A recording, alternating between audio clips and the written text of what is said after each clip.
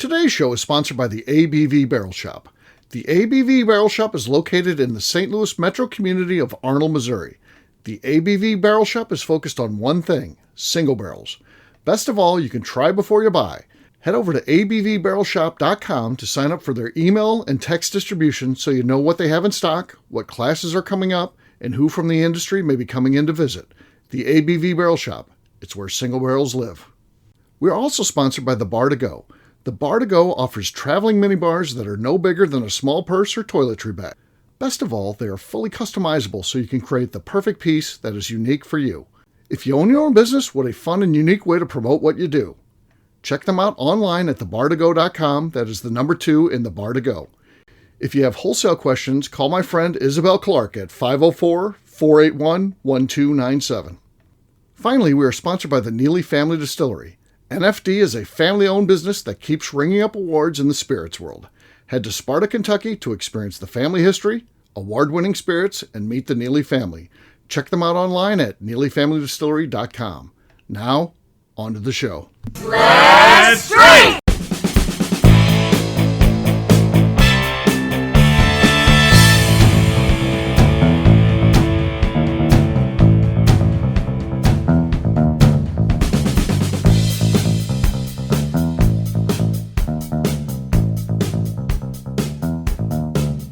Welcome to the Bourbon Daily, the podcast about everything bourbon delivered to you every day of the week.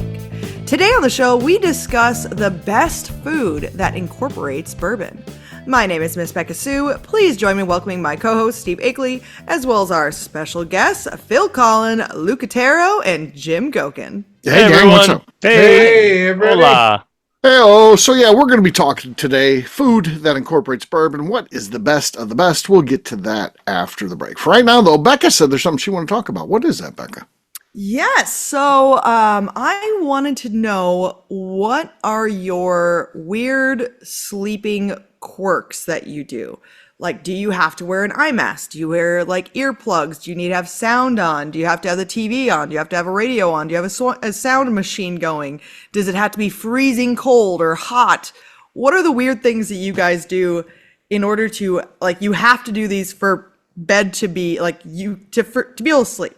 I want to know what it is. Yeah. I want to know your weird stuff here. To get a really good night's sleep, I would need the room to be cold, for sure. I like cold? That. How cold? How cold is it? Yeah. I'm going to go with 60. Like a setup. 60 is the number. 60 is the number. That's the perfect ambient sleeping temperature.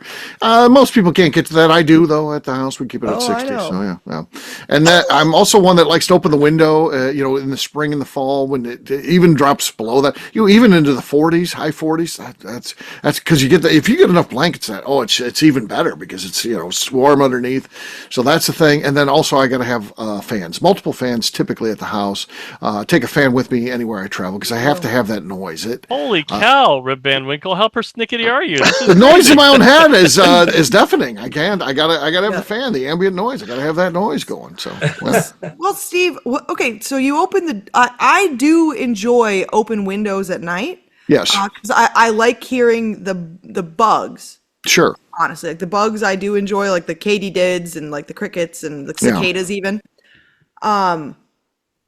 What about in the morning with those fucking birds? Are you okay with those? I know you're an early riser, so maybe they're okay with you. I think. What about fucking birds, Steve? I think I'm okay because I do get up so early. So I'm up by 5 o'clock. That's light. The birds get going when the sun comes out. So I'm there with them. Did you say 5 o'clock? Oh yeah, I get up 5 every day. In the morning? The AM, right? Yeah, in what world is it light at 5 a.m.? Is it light in St. Louis at 5 a.m.? Yeah. Oh, yeah. It's very different in St. Louis versus Kentucky. It amazes me when I go there and it's like not even light until in the winter, like 8 o'clock in the morning. So what the fuck is going on? 7:30 or so this morning. Yeah, no, we don't ever have that. At 7 would be right now is the darkest times, and it's 7. So we're a good half hour before you in terms of. Well, see, but that's just where you're at. Louisville's on the west edge of Eastern time zone. Right. Exactly. Yes, so we're an hour off. I have a fun fact about that. Okay. It's not that fun. But I'll tell you anyway, because this is all I've got in my life is fun facts. So when they were deciding on time zones and they were firming them up and deciding where the line could go back in the 50s, it was supposed to have Louisville on Central Time. But the GE Appliance Park, which is still in Louisville, still a big part of the city's employment structure, petitioned heavily with senators and other decision makers to keep the GE Appliance Park at the same time as GE headquarters in Connecticut. So it's because of that they moved it 50 miles west. And for all intents and purposes, Louisville should be in the Central Time Zone, but because of lobbying and political favors, it was moved 50 miles west. Yeah. How I about just that? wondered why we're not. Right. There you go. Yeah, that would make sense. That It would- checks out. Yeah. That's those are the fun facts. This is what I do. GE. Yeah. Yeah, that was actually one of Phil's better fun facts. Pew, pew, So there you pew, go. pew, pew, winning. There you go. That was So good. for me, the having the window open is about the fresh air and the temperature. It's not about the noise. The noise comes from the fan. So we have a little pond by us, and there's sometimes if you're in the spring and there's so many frogs right that are right there. It's just a little garden pond right outside my door. But man, it's terrible. There's It's snakes. snakes. There's snakes. They don't make a lot of noise though. The snakes. The frogs, they make noise. Yeah. You have the frogs all over your doors. Oh yeah. Because there's a light by the door that goes on and off if someone drives by. Well, they like with the light because it attracts moths and stuff like that. So there's all these frogs that hang out Tons there. of So, frogs. yeah, frogs. Sure. Yeah. All right. What else? I'm kind of like Steve. I need it to be very cool. Yep. My temperature is probably some 66 around there. Okay. But Becca, I have to watch TV for about 30 minutes and then I'm out. I The fall TV asleep watcher. I watch the TV for 30 minutes and then I wake myself up, turn it off, and fall back to sleep. Oh, so Okay. you're a diamond in the rough then, Luke? You need a timer. Because Yeah, you just wake put the up. sleep see, timer on. the timer is You need the sleep fantastic. timer. Yeah, you Yeah. need the sleep timer. Yeah, but there's a timer. They'll just turn the TV off after like a certain amount of time, which is great. But You just blew generally, Luke's mind. most Yeah. men like to fall asleep with the TV fucking blaring, and Yeah. then the wife has sorry. to go, where's that fucking remote at? That fucking son of a bitch. And you have to search around with the remote, and then you accidentally wake up the husband and goes, what's happening? Why are you waking me up? Nothing's fucking happening. Where's the goddamn remote? Oh, I don't know. Yeah. You're like, motherfucker. Not Yep, from any experience here, but Yeah, that's me. Okay. You nailed it. I just said you're a you turn off the remote, the TV Yeah, yourself. So that's yeah. amazing. Yeah. That is absolutely amazing. All right, Phil. How about you? Sadly, I got nothing. I sleep like a rock. I go to bed easy. I I don't bet require you- much. Here's something I don't know. I don't know anything about Phil. I've never spent any personal time. We never had to share a hotel room or anything like that. I think Phil's got restless leg syndrome. I bet you he's kicking till he falls asleep. I bet you Phil. Maybe. If we got my wife in here, she might have a different opinion. Yeah, it feels like I just lay down like a mummy and fall asleep. She's like, he's the worst. He's Jimmy legs. tossing I'll and tell you, turning. we He's go to rolling sleep up like and- a cocoon in those blankets. And we snore like cartoon characters. I go, she goes, "Wah, wah, wah, wah," but in reality, she probably can't sleep, and I'm probably throwing elbows. I don't You know. snore, Phil?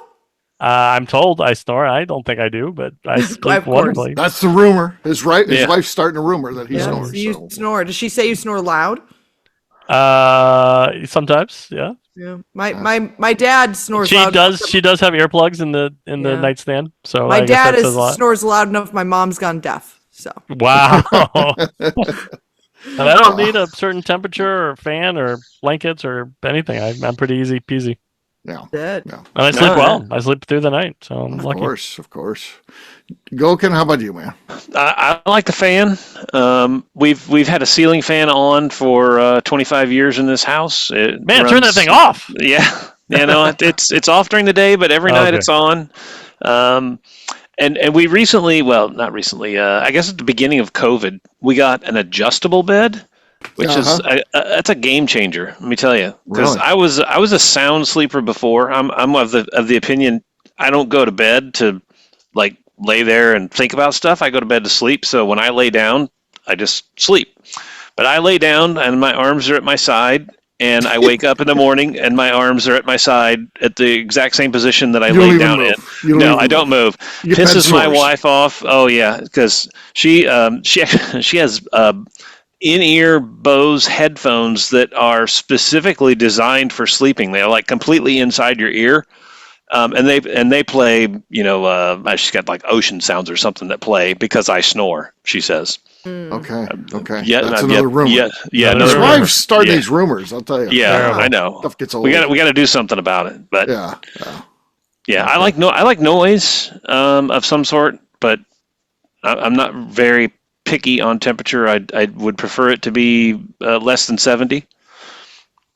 But I'm pretty good at sleeping. All right. Beka, how about you? You asked a question. So, I'm a 65 at night sleeper. I do like it, but between 63, 65. I like it nice and cold. I like to have a big feather duvet. So 64 degrees. Yeah, well, it just depends on where. Sometimes I might make it cooler. It kind of depends. So I like to have it nice and cool in there. Feather duvet. I don't watch TV before bed, but I'll scroll my phone generally before bed. Royce does not snore. He looks like he would snore. I was actually worried about that when we first started dating. You profiled him as a snorer. Yeah, I took one look at that nose and I went, son of a bitch. I said, that guy's going to snore. All right. The boy's a snorer. He's been punched in the face too many times. He probably snores like crazy. I'll tell you what. It's probably why I still like him so much is he does not snore at all. He's not a snorer. Okay. He does require a nose thing. I put it on him every night. He has a fancy one that's the breed right strips. Yeah, well, he does. It's got like two magnets, and it's like a plastic thing that goes on his nose. What does that do? It's called intake air breathing that he puts on his nose. Okay. And then he just feels it helps him get more oxygen at night because he's not snoring. It's not helping. He doesn't snore. But his nose still has been broken numerous times. So he doesn't breathe that well. Okay. How did his nose get broken so many times? Well, have you ever met my husband? Yeah. I have. Pretty easy to figure out why his nose has been broken a few times.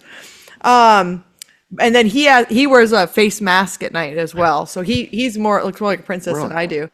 Does he have cucumbers underneath him? It was fascinating. I've been in a room with Royce. He never broke out the face mask. Because he didn't discover it until he met me and was like, I bet a face mask would be nice.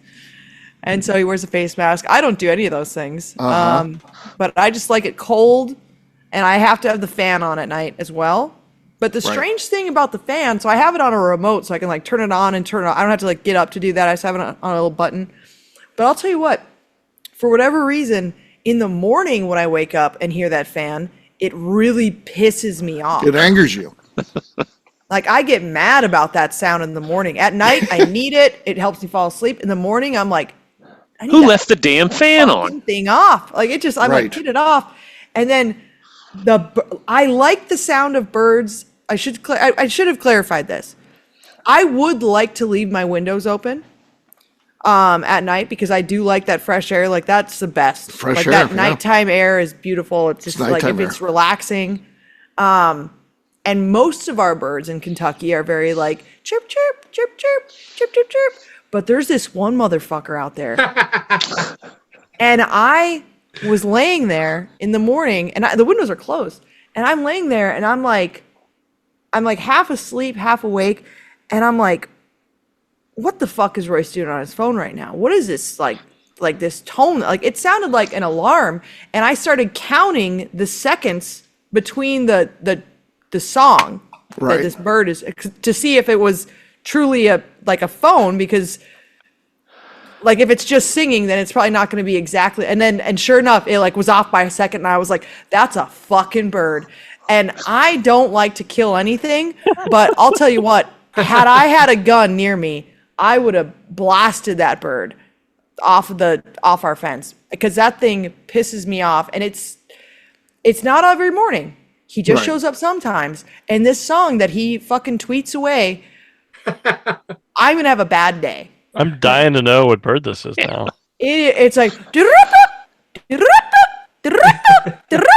I'm like, what the fucking shit? Every other bird is just chirp, chirp, chirp, chirp, chirp, chirp, chirp, chirp. Beautiful morning doves. Love that. Relax. And then this thing, Holy fuck. Whatever bird that is, I want it to the go. Looney Tunes bird. I want it to go fucking extinct. I don't know what bird it is at all. want it to go I don't extinct. care what impact it has on the environment. I want that bird gone. I want it dead. I want it gone. I hate whatever bird that is. I don't even know what it looks like. But I've heard it, and I hate it.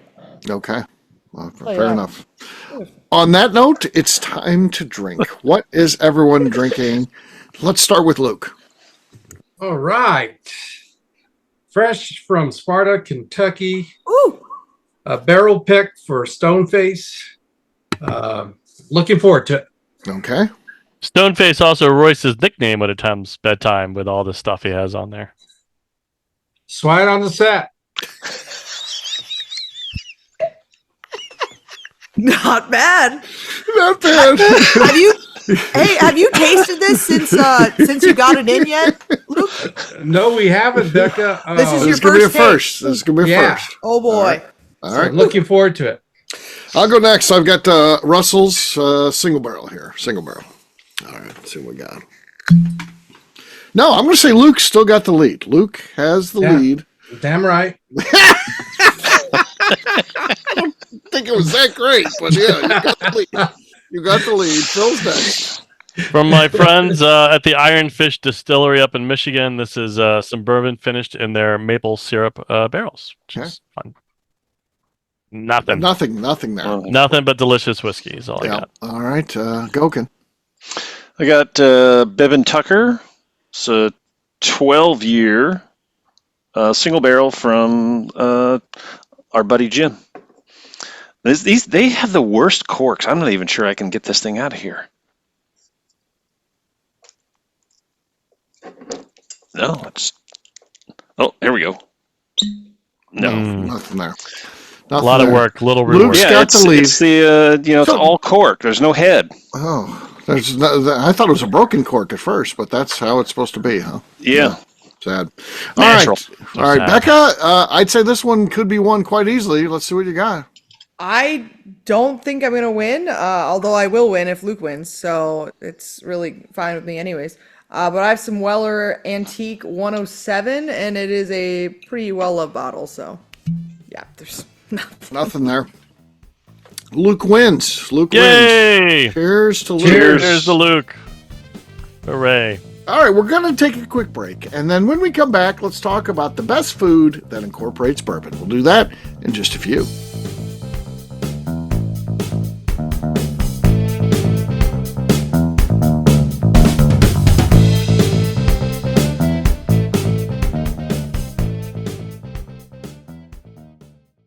Okay, let's talk about the people that make these shows happen. First up is the Stave and Thief Society. Via their in-person class at Moonshine University in Louisville, Kentucky, the Stave and Thief Society is the place where you, a bourbon enthusiast, can expand your knowledge and emerge an executive bourbon steward. In 2017, I completed my executive bourbon steward certification. It's the most comprehensive bourbon certification available and connects you with an expansive network of bourbon enthusiasts and professionals. Check out the full listing of in-person and online certifications and join the society today by enrolling at staveandthief.com. Speaking of Executive Bourbon Steward certification, the ABV Barrel Shop in St. Louis, Missouri has developed a unique partnership with the Stave and Thief Society to offer a preparatory class to assist you in getting your Executive Bourbon Steward certification. This prep class costs only $25 and is available to take live or online via Zoom. Graduates of our class receive a coupon code good for 15% off your Executive Bourbon Steward certification held in Louisville, Kentucky. This saves you almost $90. Additionally, you can collaborate with fellow attendees to split travel costs when you go to Louisville.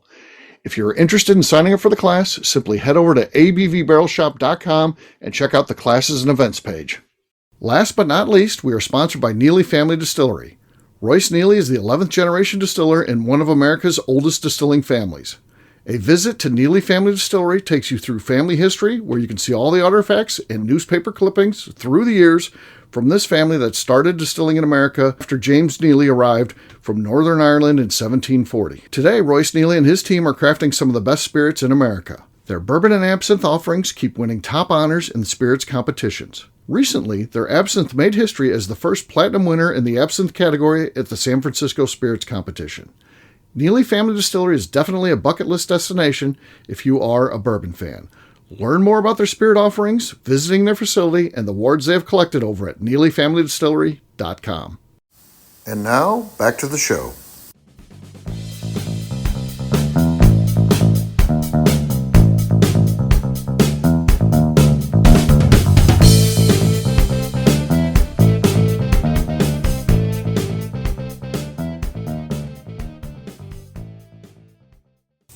All right. Grab one of those. Oh, boy. Oh, God.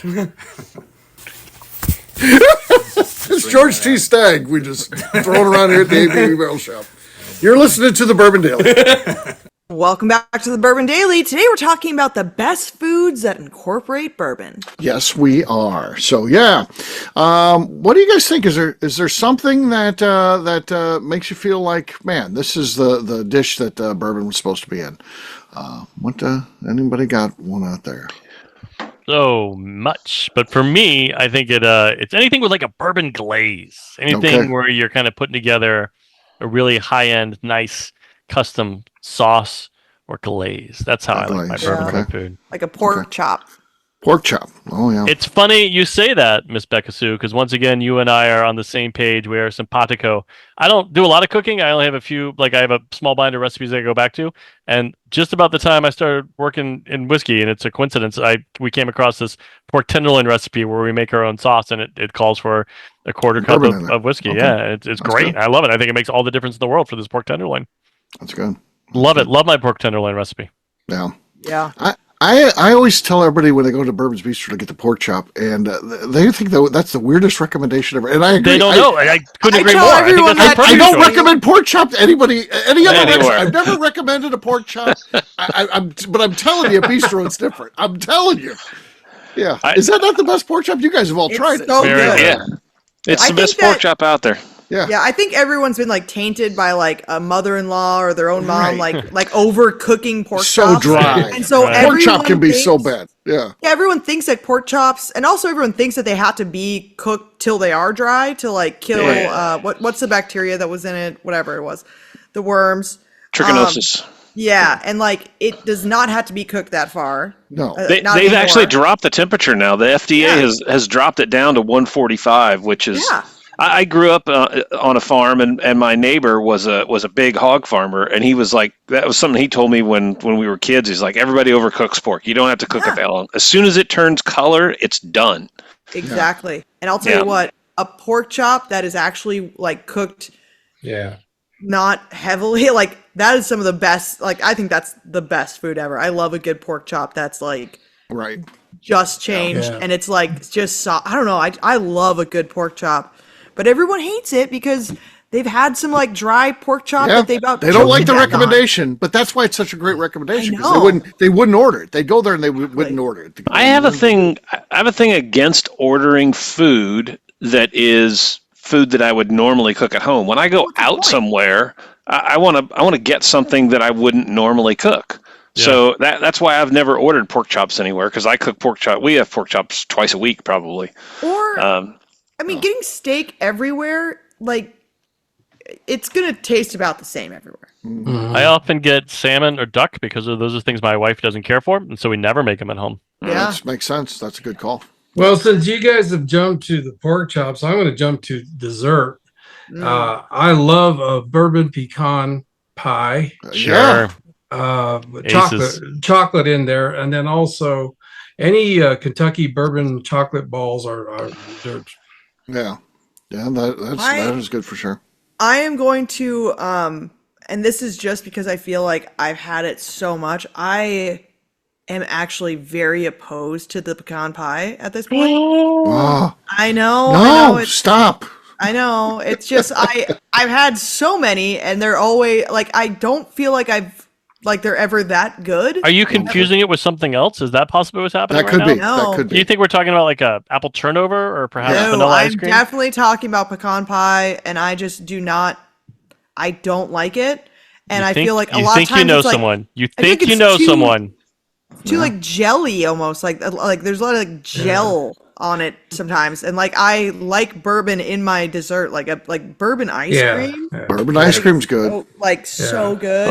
Well, the War Department, Beka, she makes our Thanksgiving It's a chocolate bourbon pecan pie. So I'll always try it. Let me clarify that. I'll always try it because sometimes they're good, but I've had You some just feel a little really over bad it. ones. You're feeling like you're a little done with that food category. I just want people to be a little bit more like creative with it. I just feel like every time I go to a bourbon dinner, it's like, we got pecan pie, and I'm like, whoa, you really thought about this one, didn't you? So like, bitter, bitter and angry. Yeah, I want like just something different, and I just feel I've also like had some that were like really gross, and that really kind of tainted my perspective on it, I think. Right. Yeah. But I've had some that were good, and so like I do like it to a point, but I've just had some that were really bad. So like dessert wise, like I want a spongy cake with like a bourbon glaze on top of it, and then a scoop of ice cream with more of like the bourbon glaze on top of that. That's like, good. That would be great. A little bourbon whipped cream. Yeah, you ever have bourbon whipped cream? Yeah, that's Yes. good. Oh yeah. That's good stuff. Yeah. Yeah. Like I just Man. Another dessert that is good with bourbon is bourbon bread pudding. I mean, like you get at the bistro. I mean, that's good. Yeah. It's not something I normally order, but yeah. You can add it to your apples with apple pie, which is delicious. Oh yeah. I mean, like I don't think that there's many things that it doesn't work well with. Beka Sue, do you guys sell the bourbon balls at the Neely gift shop? We do. Whose bourbon balls do you use? Rebecca Ruth's. Can't go wrong. It's a classic. Exactly. Can't go wrong with that at all. But yes, I think that like what does bourbon not go well with? Scotch. Kale. It's not a good kale. I bet that it would go well. Yeah, You could make probably some sort of like salad dressing with bourbon on it that would Bourbon probably balsamic. work with kale. Fair enough. Yeah, it might take some of the bitterness out of it. 'cause that Exactly. stuff's- Listen, guys, it stuff's was an obscure horrible. vegetable. You I was could trying to make a make- joke. I hadn't actually thought about Yeah, what but that you would could go probably with. make a sweet like vinaigrette with some like bourbon in it that would work well with kale. I would just say mushrooms because I hate mushrooms more than almost any other food on the planet. No, Good that call. would be Good all right. call. You could spend 6 days It's a week fungus. and twice on Sunday trying to tell me how delicious you've No, created I this won't. bourbon mushroom concoction, and you couldn't get anywhere near my mouth. No thanks. But that's not really what we're talking about. And I'm just talking about foods I don't like. How was the show? Phil found a reason to talk about foods he doesn't like for 20 minutes. I'm a big fan of the bourbon balls. Those are really good. I've also I did a thing of ribs, and I used apple cider vinegar and bourbon as my spritz. Okay. While I was cooking them, and I never was like a huge cooked apple person. It's kind of the same way I don't order a pork chop usually, but we had breakfast at Miss Mary Bobo's in Lynchburg, and they have warm cooked apples with Jack Daniels on them. Yeah. Oh my That is God. really good. Those were so good. Those were so good. Yeah. Those were delicious. Yep. Yeah. And, wings with a bourbon glaze on your wings. Oh yeah. Yes, yeah. That goes back to what I said with glaze. Yeah. And as far as food that goes well with bourbon, bacon, but not just any day bacon, the kind of that you get kind of like some brown sugar and crispy and some sweet notes. That's a powerful combination. Really great, high-end, thick flavored bacon along with the pour of bourbon. Yeah, I agree. So there you go. There's some foods that go well with bourbon, folks. Hopefully we've inspired some culinary masterpieces from the ABV Network's audience today. Well, I hope so. All right, There we'll you wrap have this it. one up as we always do by talking about where people can find us. Goeken, we'll start with you. Where can people find you? You can find me on Facebook at Jim Goeken. Phil. I say the witty things on Twitter at Derby City Phil, and I post the pretty pictures on the old Instagram, also at Derby City Phil. Luke. You can find me at Santa Fe Boutique Wines on Instagram and on LinkedIn, Luke Otero. Miss Beka Sue. You can find me on Twitter and on Instagram at Miss Beka Sue, 1K, no C's. All right, for me, I'm an easy guy to find. I'm at Steve Akeley, Twitter, Instagram, or Facebook. I've got a website, steveakeley.com. We've also got a company website. That thing's going to be abvnetwork.com. Check that one out. Everything that we do is out there. Previous shows, blogs, so much more, abvnetwork.com. Come by and see us, the ABV Barrel Shop. You never know what's going on. New barrel picks, people coming in to do presentations, people just hanging out. It's a fun place. We are online, abvbarrelshop.com. Miss Beka Sue, anything else to say before we get out of here?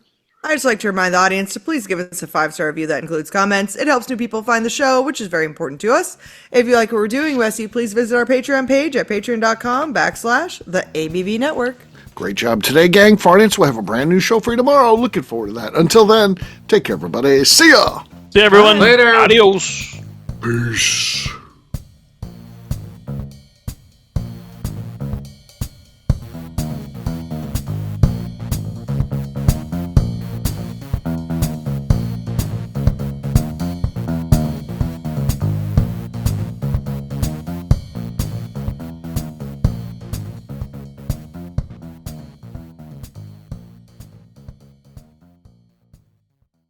Before we let you go, let's talk about one last thing. The ABV Barrel Shop in the St. Louis community of Arnold, Missouri. The ABV Barrel Shop is focused on a couple of things. First of all, single barrels.